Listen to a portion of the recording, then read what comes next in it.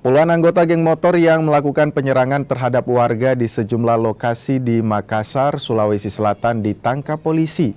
Akibat penyerangan ini, 5 warga terluka terkena sabetan senjata tajam dan juga anak panah.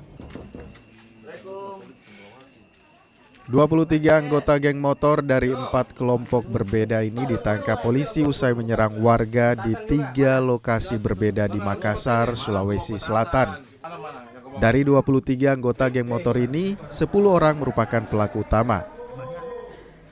6 orang sebagai pelaku pembacokan dan sisanya membawa senjata tajam dan ikut serta melakukan penganiayaan. Mayoritas anggota geng motor yang ditangkap merupakan anak di bawah umur, sebagian bahkan masih berstatus sebagai pelajar. Serangan brutal anggota geng motor ini membuat 5 warga terluka. Mereka menyerang di 3 kecamatan di Kota Makassar pada 20 Juli 2025 lalu. Namun demikian, belum ketemu dengan geng motor yang dituju, mereka sudah bertemu dengan sekelompok orang yang berada di pinggir jalan. Itu yang mereka serang. Sehingga mengakibatkan korban ini mengalami luka yang cukup parah di bagian kepala karena dibacok, ya. Dan juga beberapa warga juga yang kena panah busur.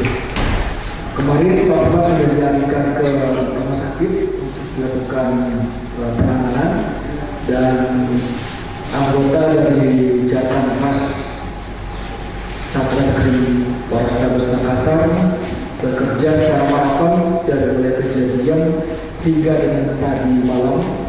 Ini kami berhasil melakukan penangkapan terhadap pelaku-pelaku kejahatan yang terjadi pada hari Sabtu kemarin. Selain menangkap 23 anggota geng motor, polisi menyita sejumlah barang bukti berupa senjata tajam, busur, serta sepeda motor. Atas perbuatannya, pelaku dijerat pasal tentang kekerasan bersama-sama dengan ancaman maksimal 9 tahun dan undang-undang darurat terkait kepemilikan senjata tajam dengan ancaman maksimal 12 tahun penjara.